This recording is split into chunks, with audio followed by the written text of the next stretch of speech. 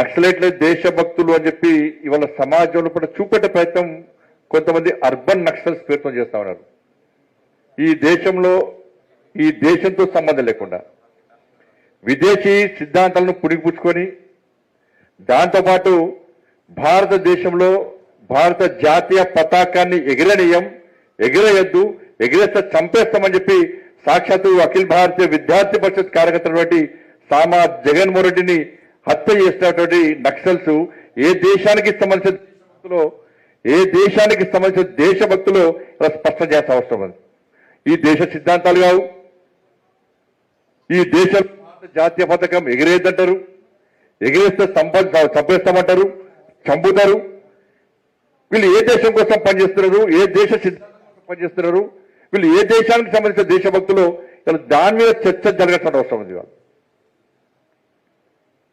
ఇవన్నీ చూసిన తర్వాతనే నరేంద్ర మోడీ ప్రభుత్వం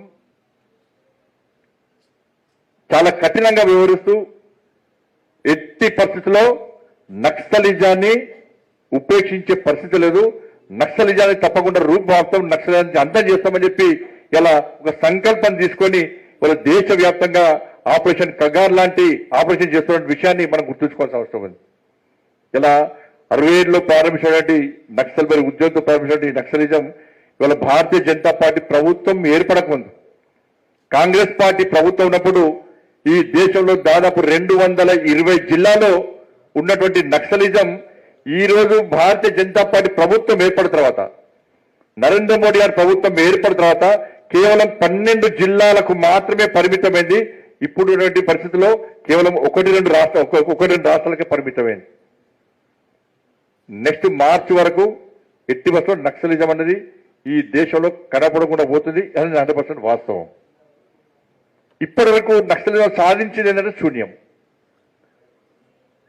ఆస్తి నష్టం జరిగింది, ప్రాణ నష్టం జరిగింది, అభివృద్ధి ఎక్కడా జరగలేదు, అభివృద్ధిని అడ్డుకున్నారు, పేదల బతుకులు ఇంకా పేదలుగానే మిగిలిపోయారు. కానీ దేనికోసం కూడా ఇవాళ నక్సలిజం అనేది పనిచేయటువంటి విషయాన్ని ఇవాళ సమాజం గుర్తించాల్సిన అవసరం ఉంది. వాళ్ళు ఇప్పటివరకు దాదాపు 50,000 మందిని నక్సల్స్ పొట్టన పెట్టుకున్నారు. 50,000 మందిని, 9,000 మంది పోలీసులనే వాళ్ళ నక్సల్స్ హతమార్చారు. ఇలా 13,000 మంది దాదాపు నక్సల్స్ ఇలా ప్రభుత్వాన్ని లొంగిపోయారు. ఇలా ఇక్కడ మీరు చూస్తున్నారు, ఫోటోస్ అని చూస్తున్నారు. ఇవాళ ఇక్కడ కూర్చోండి నరసింహన్ సార్ గారు కానీ, గుజ్జు నరసయ్య సార్ కానీ, రంగేష్ సార్ కానీ, శేషరావు సార్ కానీ, వీళ్ళందరూ కూడా అనేక మంది విద్యార్థి పరిషత్ కార్యకర్తలు నక్సలైట్ చేతిలో ప్రాణత్యాగం చేసినటువంటి విద్యార్థి పరిషత్ కార్యకర్తల శవాలు కోసం వీళ్ళందరూ కూడా. కానీ మాలాంటి అనేక మంది కార్యకర్తలు తయారు చేసిన వ్యక్తులు వీళ్ళందరూ కూడా. ఒక విద్యార్థి పరిషత్ కార్యకర్తను మర్డర్ చేస్తే ఎక్కడ విద్యార్థి పరిషత్ వెనుక పోలే. ఇవాళ ప్రపంచంలో దేశంలో ఒక శక్తివంతమైన విద్యార్థి సంస్థ అంటే అఖిల భారతీయ విద్యార్థి పరిషత్. ఆనాటి నుంచి ఈనాటి వరకు బలిదానం అనేది అఖిల భారతీయ విద్యార్థి పరిషత్. విద్యార్థి పరిషత్ ఏదో కూడా అధికారం రావాలి. విద్యార్థి రాజకీయ వ్యవస్థ కాదు, రాజకీయ సంస్థ కాదు, రాజకీయ పార్టీ కాదు. విద్యార్థి పరిషత్ ఫలానా పార్టీ అధికారంలో రావాలని చెప్పి విద్యార్థి పరిషత్ కోరుకోదు. ఫలానా పార్టీ అధికారం రావాలని చెప్పి విద్యార్థి పరిషత్ పనిచేయదు.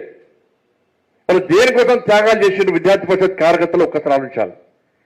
ఏ వ్యక్తి అయినా ఏ పార్టీ అయినా అధికారం కోసమో దేనికోసమో దానికోసం ఒక స్వలాభం కోసం పనిచేసినటువంటి ఆర్గనైజేషన్స్ ఈ దేశంలో ఉన్నాయి. కానీ ఏ స్వలాభం లేకుండా కేవలం విద్యారంగ సమస్యల పరిష్కారం కోసం జాతీయ భావాజాలంతో ఒక అనేక ఒడిదుడులు ఏర్పడక కూడా, అనేక ఇబ్బందులు ఏర్పడినప్పుడు కూడా నాటి నుంచి నేటి వరకు కూడా శక్తివంతంగా తయారైన సంస్థ అఖిల భారతీయ విద్యార్థి పరిషత్. అక్కడ ఉన్నటువంటి ఫోటో చూస్తాం మనం.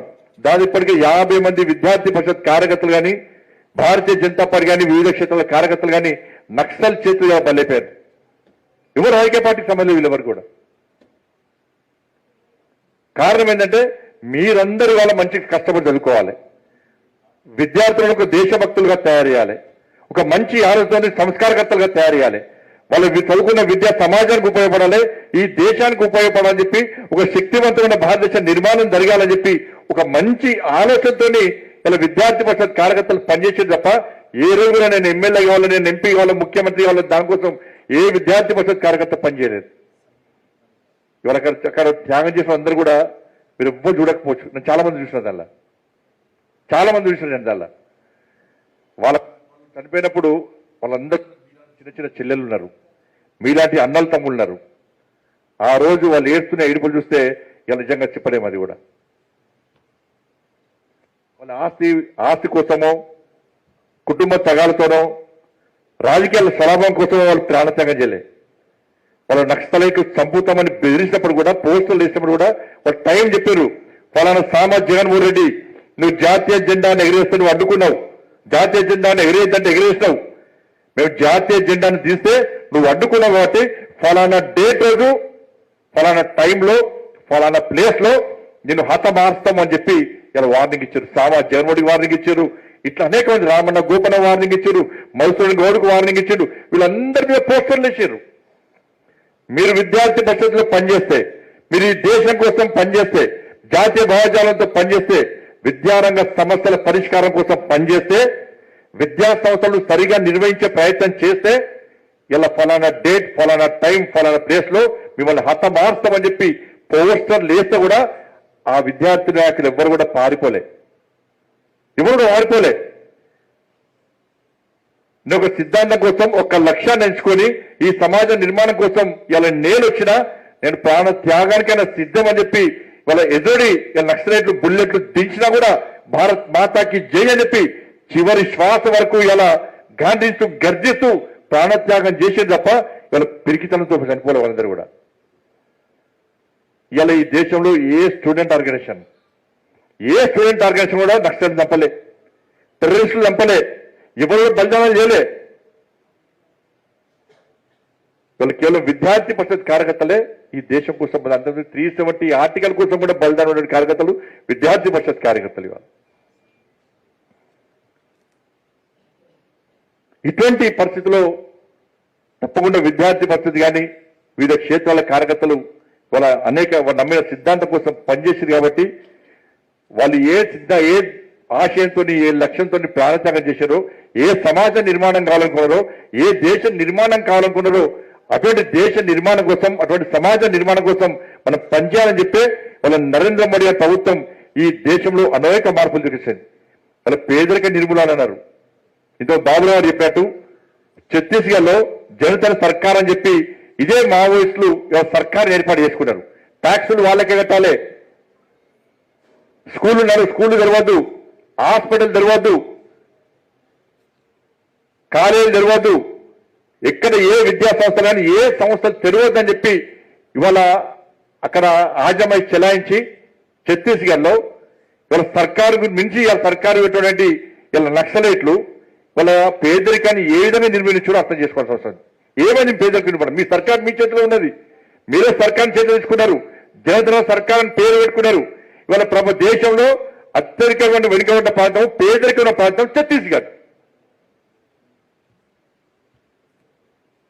మరి అటువంటి ఛత్తీస్గఢ్ లో జాతీయ పతాకాన్ని కూడా ఎగిరేసే పరిస్థితి లేదు అంటే ఈ సిద్ధాంతాలు ఎవరి కోసం, ఏ దేశం కోసం, ఏ ప్రజల కోసమో ఇవాళ స్పష్టంగా కావాల్సిన అవసరం ఉంది. మరి ఛత్తీస్గఢ్ ఇంకా పేదరికమే.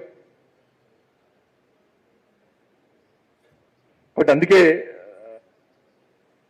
ఇలా కాంగ్రెస్ పార్టీ కానీ బీఆర్ఎస్ పార్టీ కానీ ఇలా కాంగ్రెస్ పార్టీ చెప్తున్నారు, రాహుల్ గాంధీ చెప్తున్నారు చర్చలు వాళ్ళు పేదరికం ఇవాళ ఇన్ని సంవత్సరాలు ఇలా నక్సలిజం అనేది ఈ దేశంలో పాతుకుపోయింది. 220 దేశాలు 20 జిల్లాల్లో నక్సలిజం పాతుకుపోయింది. ఏ జిల్లాలో పేదరికం లేకుండా ఇలా నక్సలి చేశారు, ఏ రాష్ట్రంలో పేదరికం లేకుండా నక్సలి పేయాలి చేశారు. వాళ్ళు తుపాకీ గొట్టం ద్వారా సాధించింది ఏందో ఇప్పుడు కూడా స్పష్టమైనటువంటి ఆలోచన లేదు, ఇప్పుడు ఉంటాయి స్పష్టమైనటువంటి ఒక నిర్ణయం లేదు ఎప్పటికి కూడా. ఇలా యూపీఏ ప్రభుత్వం ఉన్నది. అందుకే ఇలా దేశంలో అభివృద్ధిలో చర్చ జరగాలంటే నరేంద్ర మోడీ గారి ప్రభుత్వానికంటే ముందేంది, నరేంద్ర మోడీ గారి ప్రభుత్వం ఏర్పడ్డాక ఏందని చెప్పి ఇలా ఉగ్రవాదం కానీ, టెర్రరిజం కానీ, నక్సలిజం మీద కూడా ఇప్పుడు చర్చ జరిగేటువంటి విశ్లేషణలు చర్చ జరిగే పరిస్థితి వాళ్ళు వచ్చింది. అందుకే నరేంద్ర మోడీ ప్రభుత్వం ఏర్పడిన తర్వాత 3 రకాల వ్యూహాలతోని, ఒకటి భద్రత, అభివృద్ధి, దాంతోపాటు ప్రజల యొక్క భాగస్వామ్యం, ఈ 3 విధానాలతోని ఇవాళ దేశవ్యాప్తంగా ఎక్కడైతే నక్సల్స్ ప్రాంతాలున్నాయో, నక్సల్స్ ప్రభావిత ప్రాంతాలున్నాయో ఆ ప్రాంతాలను అభివృద్ధి చేయడమే లక్ష్యంగా ఇవాళ నరేంద్ర మోడీ ప్రభుత్వం చేస్తుంది. ఇవాళ పోలీస్ వ్యవస్థను బలోపేతం చేయడం, అత్యాధునికమైన విషయాలు టెక్నాలజీతో పోలీస్ స్టేషన్ల నిర్మాణం, ఎక్కడైతే నక్సల్ ప్రభావిత ప్రాంతాలు ఉన్నాయి జిల్లాలో ఆ జిల్లాలకు ఆ ప్రాంతాలకు అత్యధికంగా నిధులు కేటాయించడం, ఆ ప్రాంతాల్లోని పేద ప్రజలకు సంక్షేమ ఫలాలు అందించడం, ఇటువంటి ప్రయత్నాలతో ఇవాళ ఈ దేశంలో నక్సలిజాన్ని నిర్మూలించడంలో ఇలా నరేంద్ర మోడీ గారి సర్కార్ ఇలా సక్సెస్ అయిందనే విషయాన్ని ఇవాళ మనం చర్చించుకోవాల్సిన అవసరం ఉంది.